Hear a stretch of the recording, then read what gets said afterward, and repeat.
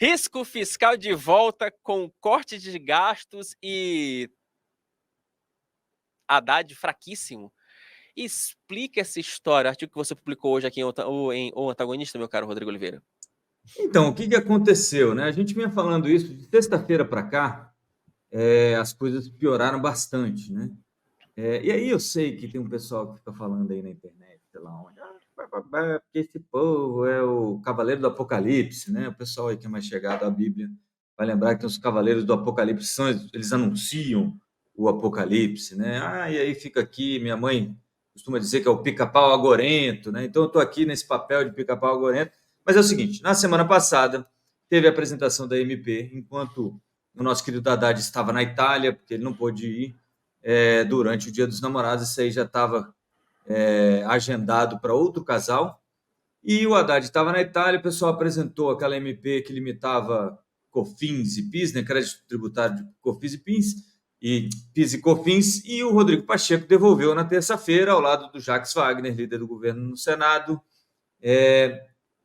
que inclusive disse, olha, aplausos do Lula para essa atitude do Rodrigo Pacheco, que termina essa tragédia sem fim. Isso aí evitou uma tragédia sem fim. Abre e fecha aspas aí para o nosso querido Jacques Wagner. E tudo isso foi mostrando que o Haddad estava meio de lado no negócio, né? Na sexta-feira, o Haddad, já de volta da Itália, antes, portanto, desse negócio da MP, fez já falei isso aqui algumas vezes, fez uma reunião fechada com banqueiros e etc. E lá teria dito que talvez precise de um contingenciamento ou um limite para as despesas obrigatórias ou um corte de 40, 50 bi no PAC. E alguém perguntou, mas ministro, será que o Lula topa isso? Ele disse, eu não sei, o Lula é que tem que dizer. E aí isso já mostrou que, na verdade, não é ele que manda nada, mas né, vamos contar só um segredo aqui entre mim e vocês, né? Quem é que achava que o Haddad mandava alguma coisa? Não é? Inclusive, eu lembro, tinha gente mais maldosa que eu que falava que ele era o poste. Ora, parece que o pessoal do mercado financeiro, inteligentão, estava todo mundo acreditando no Haddad, e aí descobriu, o Haddad não manda, quem manda é o Lula. E aí perguntaram, mas e se o Lula não quiser cortar 40 bi do PAC, o que você vai fazer? Ele riu, risonho, comediante, cômico, o nosso querido Fernando Lero Haddad disse, eu peço para sair, né? Crente que era o Capitão Nascimento do Tropa de Elite, né?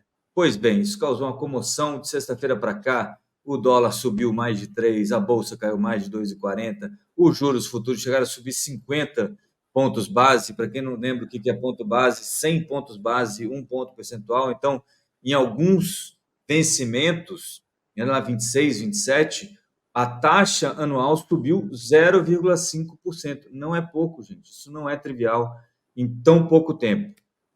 A moeda brasileira foi a moeda mais desvalorizada nesse período de sexta-feira para cá, entre os emergentes, com uma única exceção: o peso mexicano, que está sendo, como é que se diz? Está sendo massacrado pelo mercado internacional em função da eleição ali da Cláudia Sheinbaum, que promete eleger ministro do Supremo, promete mudar a Constituição, etc. e tal, e o pessoal ficou, ora bolas, eu não vou ficar neste país muito estranha, vou pegar meu dinheiro e chispa.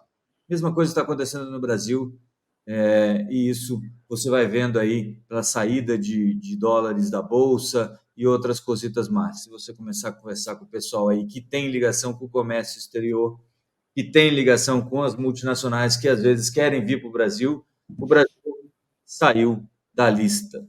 Basicamente isso. Mas não bastasse isso, o que o Haddad fez? Na segunda ou terça-feira, ele fez saber, por meio aí, oficiais de imprensa, né? E tem alguns aí que dizem que é jornalismo, etc. e tal, mas são os meios oficiais do governo de imprensa, tirando a SECOM e a TV Brasil. E aí esse pessoal falava, olha, o Haddad disse que vai apresentar várias propostas para o Lula para conter o crescimento dos gastos obrigatórios. Vai desindexar a previdência do salário mínimo, vai desindexar saúde, educação, da receita líquida. Por quê? Porque toda vez que a gente arrecada mais, tem que gastar mais com saúde e educação. Essa é a regra. Depois que saiu o teto de gastos. Vai colocar um limite de 2,5, como é com as outras coisas, etc. E tal. E ontem, a ministra Simone Tebet acabou de dar o último peteleco no Haddad, né? E falou: olha, não tem nada disso. Essa história aí não passa nem na cabeça da equipe econômica, nem na cabeça, muito menos na cabeça do presidente Lula. E voltou a falar naquele negócio de revisão de gastos, né? O spending review. O pessoal, quando fala em inglês, gente, você pode ficar desconfiado. Tem alguma coisa que o cara quer esconder, né? A gente vai fazer um spending review. O que é spending review? Não, a gente vai olhar para os gastos e falar: olha só, minha filha, sabe o que você faz em casa? Filha, você gasta muito chuveiro, né? Muita eletricidade ali no chuveiro, ou muito gás, se o chuveiro for a gás, está muito tempo no banho. Então, aqueles 2,5 minutos de banho que você toma, agora vão virar 1. É mais ou menos isso. Porque você não precisa tomar banho desse jeito. Então, essa é a revisão de gastos. Ah, não, estamos gastando mal. Em vez de tomar banho no banheiro aqui, desce ali na piscina do condomínio, se tiver uma piscina, e joga um shampoo ali naquele chuveirinho que tem no começo, e aí a gente já economiza essa grana. Tem essa spending review, e falou: não, e também vamos realocar recursos, que é praticamente a mesma coisa, e que em 18 meses de governo teve resultado risível, para não dizer invisível, ou irrisório, ou inútil, ou qualquer coisa que o valha. As despesas continuam crescendo num ritmo assustador, maior ainda que o ritmo assustador do quanto a carga tributária está crescendo. Mas não, ninguém quer falar nisso. Mas aí fez essa boa ação para o Haddad, falou: olha, o Haddad está falando besteira, se é ele que está falando, né? Porque nunca é ninguém, é fontes. Você tem que procurar o Fontes. O Fontes é o cara mais bem informado da esplanada, e aí o Fontes tinha dito isso, não era o Haddad. Pois bem, no meio da manhã também, o Lula soltou aquele tweet que a gente mostrou aqui, falando: olha, também não tem problema, a gente está buscando o equilíbrio fiscal. Como? As pessoas se perguntam: como? Como, presidente? Como? E o presidente fala: com o crescimento do PIB e queda de juros. E o pessoal fala: mas, presidente, o senhor está vendo aí que o juro não vai mais cair? E o crescimento? Bom, o crescimento ainda tem crescimento, vai ter crescimento. Menos do que o pessoal estava achando, aparentemente. Hoje saiu um dado do varejo. O varejo cresceu pelo 4º mês consecutivo, mas saiu 0,9 de avanço, e a expectativa do mercado era de 1,7, praticamente o dobro do que aconteceu. O que, para alguns aí, principalmente no exterior, acendeu uma luzinha de alerta, dizendo: olha, a maior economia da América Latina está esfriando, né? Então, tudo isso fez o nosso querido Haddad ficar mais no corner, mais escondidinho, mais enfraquecido. Ele ia hoje para o Rio de Janeiro para um congresso falar com 1.500 investidores árabes, cancelou, foi encontrar Tebet. Quando saiu, adivinha o que Fernando Lero Haddad falou? As mesmas coisas de sempre, ladeado pela Tebet, que falou as mesmas coisas de sempre, enquanto nada melhora, enquanto a bolsa cai, o dólar sobe e os juros sobem. Agora, Rodrigo Oliveira, só para fechar, enquanto você falava, fazia seu comentário, eu fazia aqui a seguinte reflexão: que vale para a vida, vale para a política, vale para a economia. Momento autoajuda. Momento filosofia do Wilson. Momento filosofia do Wilson. Wilson, o filósofo. Mas brincadeiras à parte, e com certeza você também já deve ter esse ensinamento. Na vida, a gente aprende o seguinte: você pode errar uma vez, você pode errar 2 vezes, você pode errar 3 vezes, você pode errar 4, 5, 6. Quando você erra a partir da 3ª vez, aí já não é mais erro, é opção em persistir no erro. E aí tem um detalhe: quando você E a primeira providência que você, como uma pessoa, vale para a vida, vale para a política, vale para a economia, a primeira providência que você deve adotar quando você percebe e identifica um erro é você reconhecer que errou. Olha, errei aqui, errei cá, errei ali, errei assado, errei assim, né? Um cara quando faz uma bobagem com a esposa, olha, errei, reconhece o erro, ok, a pessoa perdoe, vida que segue. Você falando isso, Rodrigo, eu tô aqui trazendo aqui para o universo do Haddad. Me parece que o governo Lula, ele tá comprometido com o erro.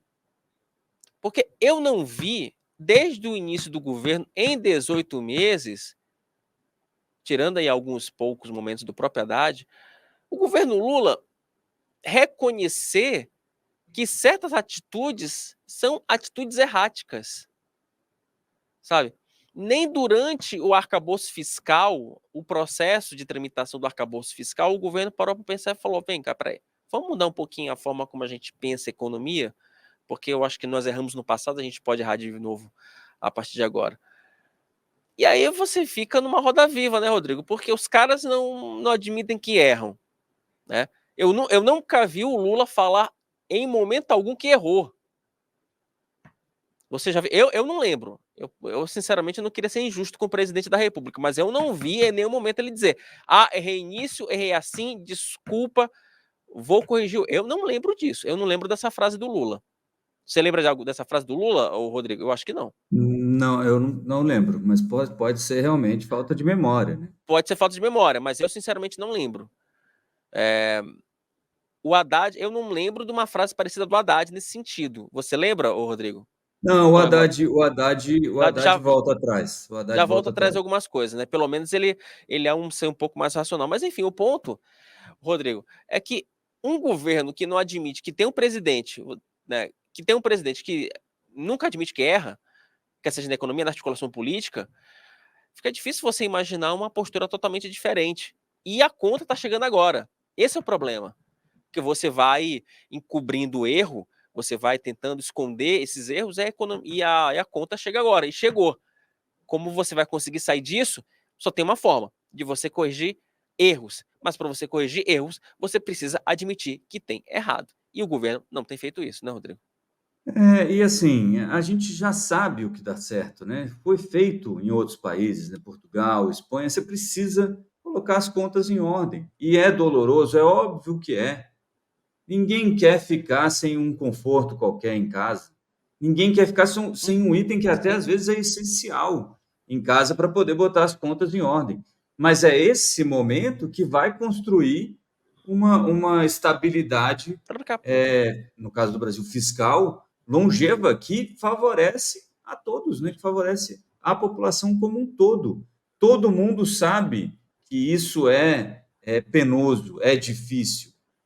O Haddad está certo quando ele fala: ah, não, mas a gente tem que cuidar para não prejudicar o mais pobre. É real. E ninguém aqui acha perdão da palavra, mas essa babaquice que você vê na internet. Fala: não, você está falando isso porque você é contra o pobre. Você está falando isso porque você é rico. Você está falando isso porque você é X, porque você é Y. Não é nada disso, gente. Ninguém está torcendo para o outro se dar mal. Quer dizer, tem gente torcendo para o outro se dar mal. Mas, no fim das contas, o que a gente está tentando aqui é que as coisas melhorem para todos. Mas Sim. não é possível que a gente só veja um lado da questão. E isso que está acontecendo agora, que é não olhar para o fiscal, isso acaba aparecendo. Talvez essa seja a primeira mini crise do Fernando Haddad. Esse encontro dele com a Tebet hoje de manhã é sintomático, mas é importante para o Haddad não ficar aí pendurado no varal sozinho. O Lula ainda não apareceu estendendo a mão, mas eu imagino que ele está muito ocupado ali curtindo o Dia dos Namorados, a Semana dos Namorados. Mas eu continuo falando isso, não ficaria surpreso se o Lula aparecesse de mão dada com o Haddad daqui a pouco para mostrar que o ministro continua tendo o aval do presidente. Caso isso não aconteça, a gente vai ver muitos indicadores financeiros degringolarem, e eles são indicadores precursores do que o mercado espera da economia. O mercado acerta todos? Não. Mas é um bom alerta quando o mercado financeiro fica preocupado com as coisas. E tem um princípio, né, Rodrigo, que você falou agora há pouco, que assim, eu acho que resume bem isso, né? Eu tenho aqui no chat, com certeza, eu tenho servidores públicos concursados, tem com certeza o programa, a gente tem, nossa audiência tem crescido cada vez mais, então eu vou falar algo que todo servidor público concursado já passou. O camarada estuda durante 2, 3 anos, são 2, 3 anos de sacrifício. O camarada não vai em balada, não fala com amigos, estuda 10, 12, 14 horas por dia, mas aí passou no concurso público, passa para um bom cargo, pronto, aqueles 3 anos o camarada recupera nos próximos 20. É isso, às vezes um sacrifício temporário vai te dar uma satisfação permanente. Não precisa ser gênio da lâmpada, não precisa ser o melhor articulador político para se pensar, para se ter essa ideia. Você em casa, você já falou aqui, Rodrigo, você em casa, que nos acompanha, eu tenho certeza que quando você precisa fechar as contas no final do mês, você sacrifica aquela cervejinha do final de semana. Nesse final de semana eu não vou tomar minha cervejinha, mas vou tomar no próximo. Tudo resolvido, pronto, adia-se aquela diversão. Poxa, não vou conseguir tomar minha Heineken nesse final de semana, vou trocar minha Heineken por uma Skol Litrão. Ok, troca, se é um final de semana, ponto. Faz aquele ajuste, mas pelo menos você não entra num cheque especial, você não se endivida. Parece que, assim, é impressionante. Aí quando você trabalha, quando você fala de política fiscal, o governo fica com aquele pensamento: nossa, faltou dinheiro. Tipo criança: nossa, papai, faltou dinheiro, deixa eu pedir para o meu pai. Aí quem é o pai desse governo? Eu, você, Rodrigo Oliveira, que está no nosso chat. E aí é mais fácil você inventar uma taxa para você cobrir esse rombo do que você fazer um sacrifício, do que você fazer um corte que é necessário nesse momento, até para que o país cresça. E aí tem um detalhe, gente, que é assim, Rodrigo, por favor, me corrija se eu estiver equivocado, tá? Porque meu economista ele é bem menos fluido do que o teu. Mas um país, por exemplo, com juros altos, como no caso do Brasil, isso impacta diretamente nas contas públicas, porque o teu juro ele funciona ali para você fazer um refinanciamento de dívida.